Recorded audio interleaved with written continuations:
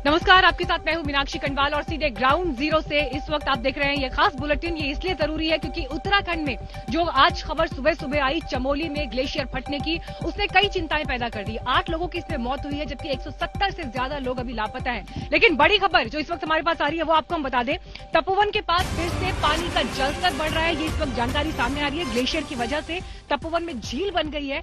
ये वाकई चिंता पैदा करने वाली खबर इस वक्त, क्योंकि ऐसा लग रहा था कि हालात को संभालने में प्रशासन काफी हद तक कामयाब रहा है, लेकिन फिर भी अभी जो नुकसान हुआ है उसका आकलन करने में समय लगेगा, क्योंकि एक दुर्गम क्षेत्र है। यहाँ पर जो परिस्थितियां हैं, टीम्स को पहुंचने में जो समय लगता है, रेस्क्यू ऑपरेशन चलाने में जो समय लगता है, इसमें काफी मुश्किलें सामने आ सकती हैं। इसीलिए अभी इंतजार करना होगा कम से कम 24 से 48 घंटे का कि ग्राउंड पर, घटनास्थल पर क्या परिस्थितियां हैं, उनको लेकर नुकसान कितना है, उसका सही आकलन करने को लेकर। लेकिन नदी का जलस्तर बढ़ना ये वाकई फिलहाल अच्छे संकेत नहीं है। लेकिन ग्लेशियर की वजह से तपोवन में ये झील जैसी जो पानी की स्थिति है वो इस वक्त बन गई है। ये बड़ी खबर इस वक्त हमारे सामने आ रही है।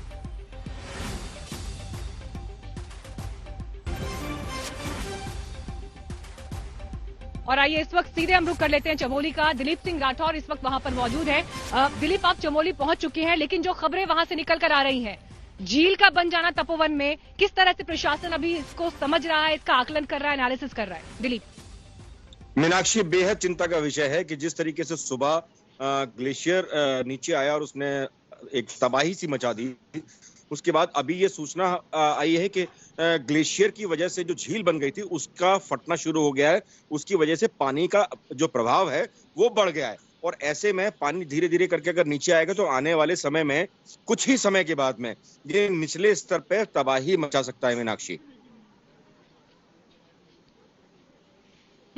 दिलीप, देखिए मैं इस वक्त मौजूद हूँ हर की पैड़ी में, हरिद्वार में। आप कह रहे हैं कि अगर उस इलाके से जब पानी नीचे पहुंचेगा तो यहाँ पर भी जलस्तर बढ़ सकता है, क्योंकि आज हमने देखा कि बीच में पानी रोका गया, लेकिन उसके बाद फिर जो नॉर्मल रूटीन रहता है उसको हर की पैड़ी पे मेंटेन किया गया। क्या संकेत समझे? मीनाक्षी, देखिए आमतौर पर ऐसा होता है कि समय लगता है पानी को नीचे छोड़ने में। अब जिस तरीके से चमोली से पानी अगर नीचे जाएगा तो वो पहले टिहरी डैम की तरफ आगे बढ़ेगा। टिहरी डैम को पहले रोकने के आदेश दे दिए गए थे कि पानी को वहां पर रोका जाए, लेकिन अभी जिलाधिकारी टिहरी ने ये आदेश दिए हैं कि पानी को रिलीज किया जाए। ये अपने आप में एक साफ संकेत है कि पानी ऊपर से बढ़ रहा है, टिहरी झील में इकट्ठा हो रहा है, तो लिहाजा उसको आगे निकालने की जरूरत है। करीबन 3 घंटे का समय लगता है टिहरी डैम से ऋषिकेश पानी पहुंचने में और 1.5 घंटे का समय लगता है हरिद्वार हर की पैड़ी पहुंचने में। तो ये वक्त है, ऐसे में समझने की जरूरत है कि प्रशासन को पूरी तरह से कड़ी कार्रवाई करने की जरूरत है, कड़े कदम उठाने की जरूरत है, ताकि कोई भी हानि से बचा जा सके। मीनाक्षी, बहुत अहम जानकारी दिलीप आप साझा यहाँ पर कर रहे हैं, लेकिन एक बार फिर हम यहाँ पर आपको तस्वीर जरूर दिखा देते हैं। देखिए अभी आपको यहाँ पर गंगा का जलस्तर हर की पैड़ी पर जो दिखाई दे रहा है, नॉर्मल जैसा रहता है उसी तरह से सामान्य स्तर दिखाई दे रहा है। लेकिन आज सुबह जब खबर आई उस दौरान कैसी परिस्थिति थी? कुछ लोग हमारे साथ यहाँ पर इस वक्त मौजूद हैं। आइए सर, आपका नाम क्या है? संजय तिरवाल, प्रांतीय उद्योग व्यापार मंडल, जिला महामंत्री। अच्छा, आज आपने क्या आंखों देखी रही जिस समय ये खबर सामने आई? मुझे लगता है कि आप क्योंकि यहाँ के स्थानीय निवासी हैं तो एक चिंता या डर जरूर आपके मन में भी पैदा हुआ। आई थी एक डर, मतलब लगा था, मगर जिनमें जो स्थिति थी, जो हालात थे, एक लग रहे थे, मगर हालात अब शाम को बिल्कुल ठीक हुए हैं। जल स्तर फिर आ गया है, जल बढ़ गया है गंगा जी में, मगर सामान्य स्थिति। यहाँ जल अगर जितना भी कुछ आ जाए तो यहाँ चौड़ाई बहुत है गंगा जी की, हमारी इधर लीलधारा बड़ी गंगा है, तो पानी यहाँ पे कोई नुकसान नहीं पहुंचाएगा। सभी श्रद्धालुओं से कहना चाहूंगा, हरिद्वार आए, हरिद्वार से घबराए मत हरिद्वार आने के लिए। चलिए, ये स्थानीय लोगों की तरफ से एक अहम अपील है कि डरने की जरूरत नहीं है, प्रशासन यहाँ पर कदम जरूर उठा रहा है। जी, क्या परिस्थितियां थी सर दोपहर में? मैं राजीव पाराशर शहर व्यापार मंडल से महामंत्री हूँ। दोपहर में काफी लोग घबरा गए थे, लेकिन यहाँ पर जितना पार्ट है, जो स्थल है, वो बड़ा चौड़ा है। यहाँ पर ऐसी कोई घबराने वाली बात नहीं है। शहर व्यापार मंडल की ओर से हम मुख्यमंत्री से इतना जरूर कहेंगे कि वो कम से कम जो मृतक हुए हैं उनको, उनके प्रति श्रद्धांजलि देते हैं। आपने मृतकों का जिक्र किया, ये बहुत तकलीफदेह है कि अब तक 8 लोगों की मौत की खबर आई है, 170 लोग अभी लापता हैं और इन्हें लेकर इस वक्त प्रशासन की भी ये प्राथमिकता है और अभियान भी चलाए जा रहे हैं। हम आपको दिखाते हैं आज दिन भर किस तरह से रेस्क्यू ऑपरेशन चला और कैसी मुश्किलें उस दौरान सामने आई। ये तस्वीरें चमोली में उस सुरंग की हैं जिसमें करीब 6 घंटे तक 16 मजदूर फंसे रहे। ये तस्वीर इस बात का सबूत है कि आईटीबीपी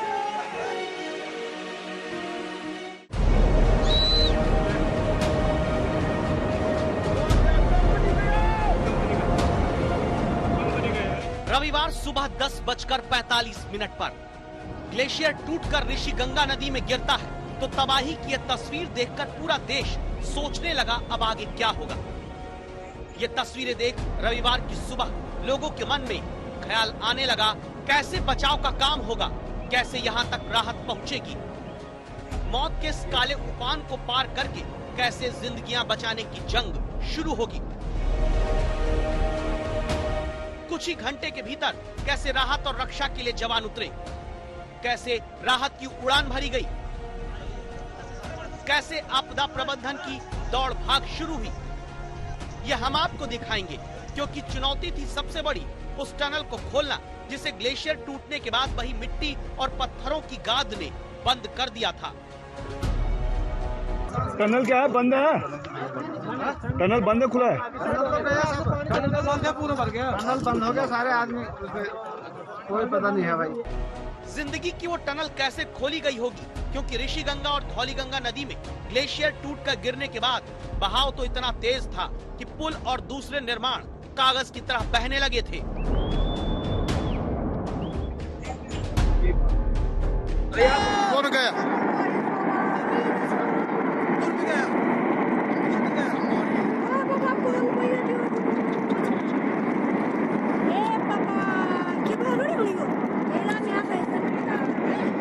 सभी टिप्पू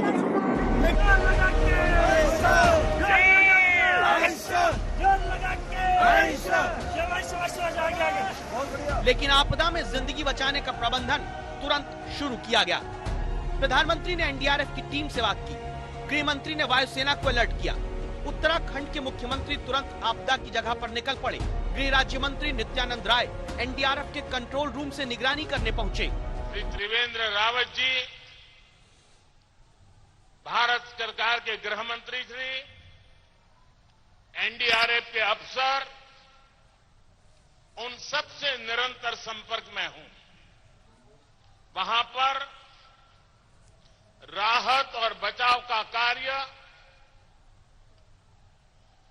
पुरजोश करने का प्रयास चल रहा है।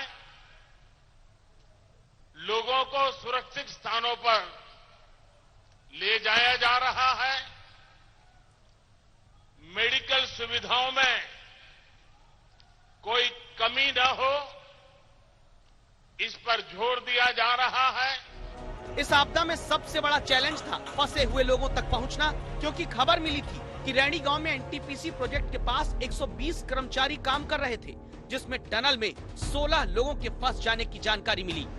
सबसे पहले टनल खोलने की चुनौती पार करने के लिए आईटीबीपी के जवान उतरना शुरू हुए।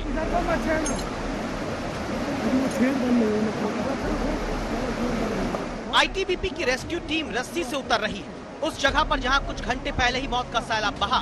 आईटीबीपी के 250 जवान बचाव करने के लिए उतरे हैं, क्योंकि देखिए इन तस्वीरों को, ये एनटीपीसी प्रोजेक्ट की वो टनल है जिसमें 16 कर्मचारी फंसे थे। टनल के भीतर पूरा मलबा भरा हुआ है जो नदी के साथ बहकर आया। इसी सुरंग से कैसे बाहर निकाला गया मजदूरों को, इस वीडियो को अब दोबारा देखिए।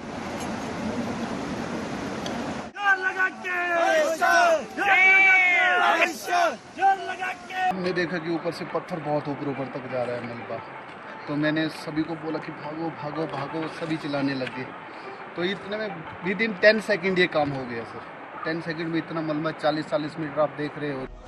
ये राहत और बचाव का काम इसलिए तुरंत हो पाया क्योंकि ग्लेशियर के साथ तबाही के टूट कर आने की खबर मिलने के बाद तुरंत इंजीनियरिंग टास्क फोर्स समेत सेना के 100 जवान, आर्मी की 2 medical team, Uttarakhand state response force की 60 टीम, उत्तराखंड पुलिस के जवान, एनडीआरएफ की 3 टीम, सब एक साथ रेस्क्यू के लिए सक्रिय हो गए। हमारी सेना के लोग वहां पर पहुंच गए हैं। एनडीआरएफ की टीम एक दिल्ली से यहां पहुंची है। वो जौली ग्रांट से उनको बसों से वहां के लिए भेज दिया गया है। कुछ लोग एनडीआरएफ के कल और वहां पर आएंगे। मेडिकल फैसिलिटीज की दृष्टि से वहां पर आर्मी के, पैरामिलिट्री फोर्सेज की और हमारे जो स्टेट के डॉक्टर की सीएमओ स्वयं वहां पर कैंप किए हुए हैं। जिलाधिकारी वहां पर कैंप किए हुए हैं, एसपी वहां पर कैंप किए हुए हैं। एनडीआरएफ की टीम हिंडन एयरबेस से आगे बढ़ी थी। तो इस बीच उत्तराखंड के नीचे के इलाके में एसडीआरएफ की टीम ने लोगों को अलर्ट करना शुरू कर दिया था। सभी लोग सुने, यहाँ से सभी लोग हट जाएं और खुद को यहाँ से 100 मीटर की दूरी पर सुरक्षित स्थान पर पहुंचे। आपकी सेवा में तत्पर है। अलर्ट करना इसलिए जरूरी हुआ क्योंकि आशंका थी कि ऊपर से आता तेज बहाव कहीं किनारे पर रहने वाले लोगों के आशियाने और जिंदगी न बहा ले जाए। इस पूरी आपदा के बीच राहत की सबसे बड़ी खबर ये अब तक रही कि आगे अलकनंदा नदी में पानी का स्तर तो बढ़ा, लेकिन नदी का क्षेत्र चौड़ा होने से जो उफान ऊपर उत्तराखंड में देखा गया वो नीचे आकर सामान्य हो गया, जिसके कारण आगे बाढ़ और नई तबाही की आशंका जन्म नहीं ले पाई। दिलीप सिंह राठौड़ और मंजीत नेगी के साथ कमल नयन सिलोड़ी, चमोली आज तक। कड़े इंतजाम यहां पर किए गए हैं। देहरादून में सुपर 130 हर्क्यूलिस विमान पहुंच चुका है और लगातार नजर बनी हुई है, लेकिन अभी भी 24 से 48 घंटे का समय प्रशासन ये मानकर चल रहा है, जिसके बाद ही नुकसान का आकलन किया जा सकेगा। लेकिन सारी चिंताएं इस वक्त उन परिवारों के साथ हैं जिनके लोग लापता हुए हैं। 8 लोगों की मौत की अब तक खबर है, लेकिन इस दौरान कैसे अपनों की तलाश को लेकर जो कदम उठाए गए उन पर भी आप एक नजर डालिए।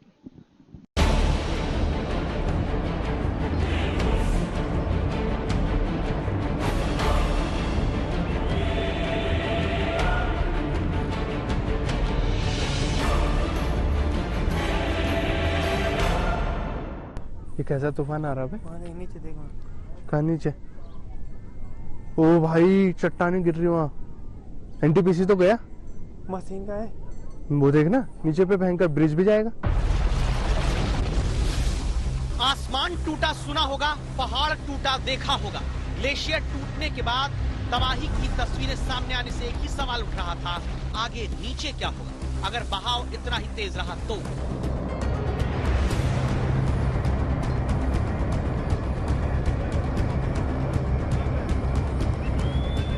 लेकिन इसके तुरंत बाद सबसे बड़ा फैसला लिया गया, टिहरी बांध पर पानी को रोक देने का फैसला, ताकि आगे पानी का वेग और तेज न रहे। इसीलिए टिहरी बांध पर पहुंचे आज तक संवाददाता दिलीप सिंह राठौड़ को सुनिए।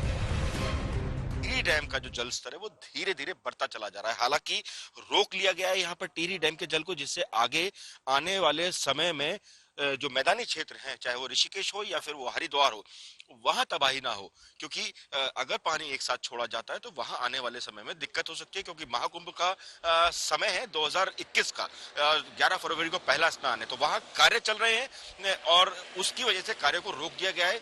हर जगह से तट के पास रहने वाले लोगों को खाली करने के आदेश दे दिए गए, खाली करवा लिया गया है। इसके बाद कैसे उत्तराखंड से उत्तर प्रदेश तक प्रशासन अलर्ट हुआ, इसकी तस्वीरें एक एक करके देखते जाइए। गढ़वाल के श्रीनगर में लोगों को तुरंत नदी के किनारे सावधान किया जाने लगा।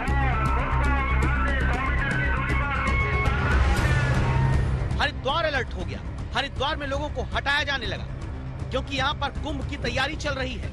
संपूर्ण घाट क्षेत्र को प्रतिबंधित कर दिया गया है।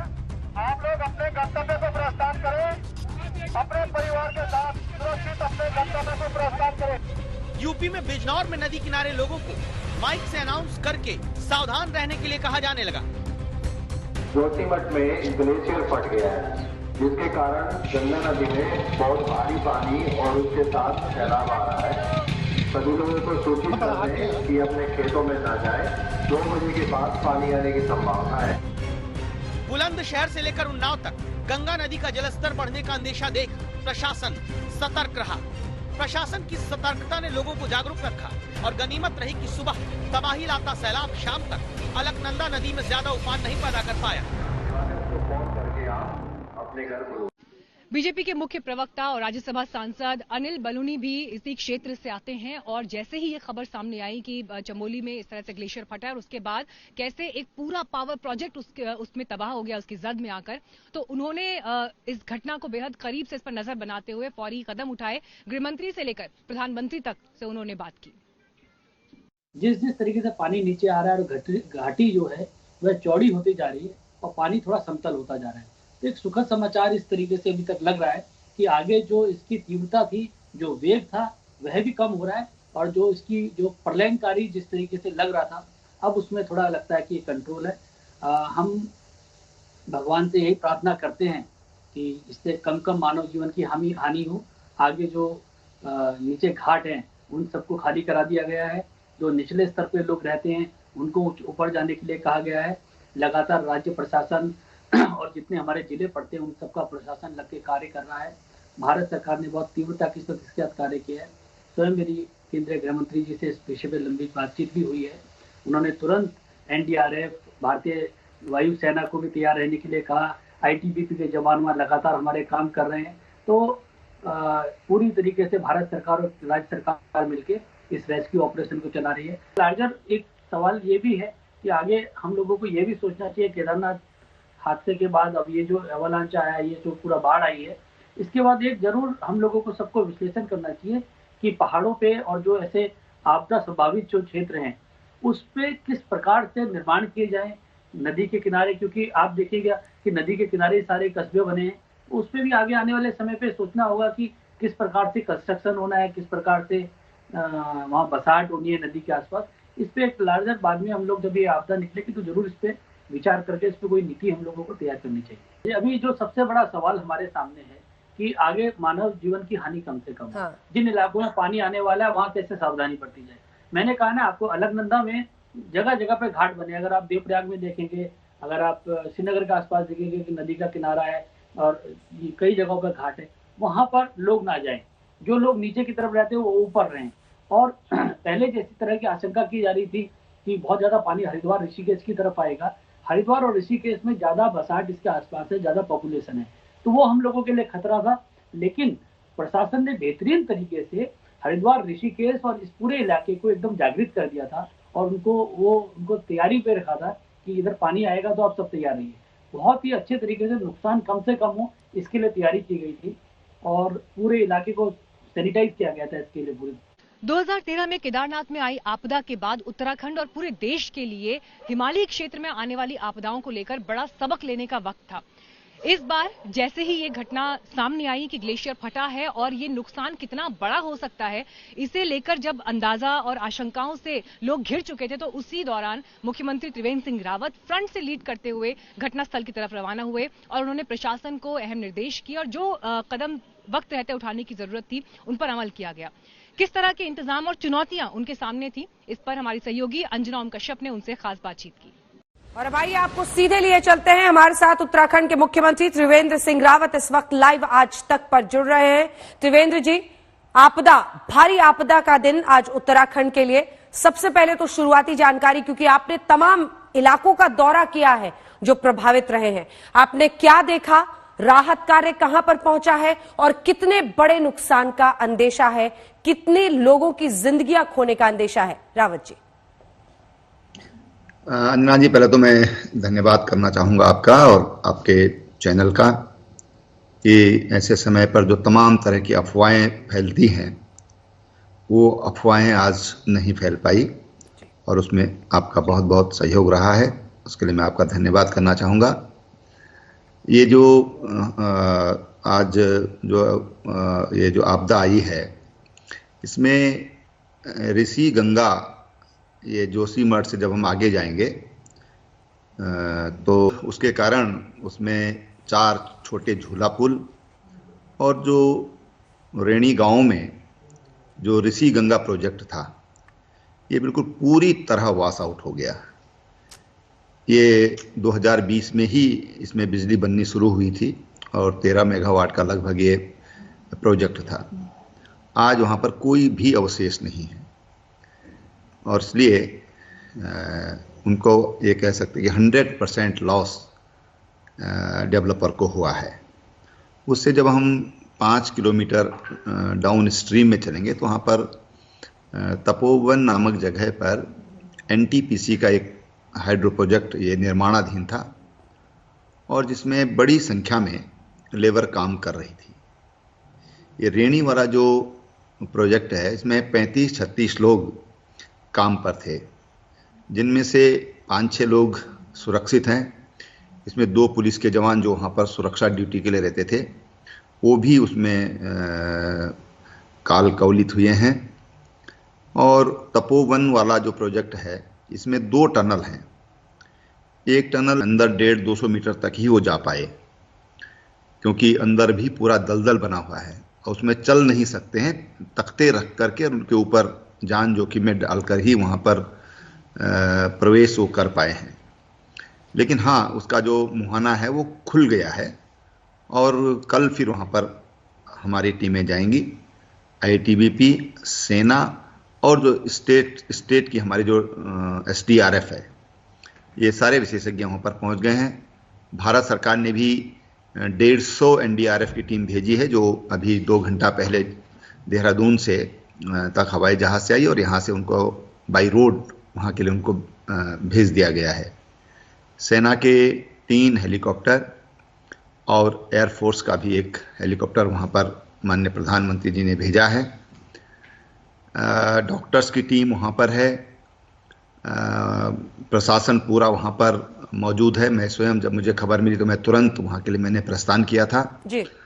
और अभी तक जो मिसिंग है तो वो 130-135 के आसपास, इससे अधिक भी हो सकते हैं, थोड़ा बहुत कम भी हो सकते हैं, क्योंकि कोई भी अभी वहाँ पर इस स्थिति में नहीं है। कंपनी के लोग भी इस स्थिति में बताने की स्थिति में नहीं है, क्योंकि सब रेस्क्यू में इस समय लगे हुए हैं। सबसे पहला लक्ष्य इस समय तक जान बचाने का है और अभी तक 8 बॉडी रिकवर हुई हैं जी।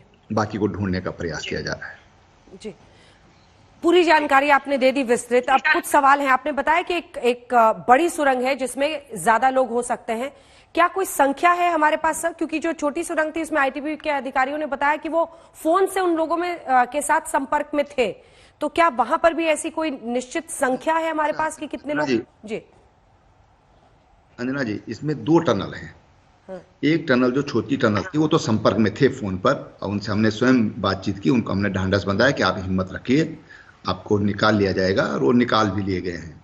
लेकिन जो लंबी टनल है, जो लगभग 2.5 किलोमीटर लंबी है, ये अप स्ट्रीम में कहना चाहिए हमको, उनसे कोई संपर्क अभी नहीं हो पा रहा है। जब हमारी टीम वहाँ अंदर गई 150-200 मीटर के करीब, तो वहाँ उन्होंने जोर जोर से उनको आवाज़ें देकर भी कोशिश की कि वो कुछ बोले, लेकिन हो सकता है कि वो ज़्यादा अंदर हों या उन तक आवाज़ नहीं पहुँच रही है, तो अभी उनके बारे में कुछ भी बता पाना अभी हमारे लिए संभव नहीं है।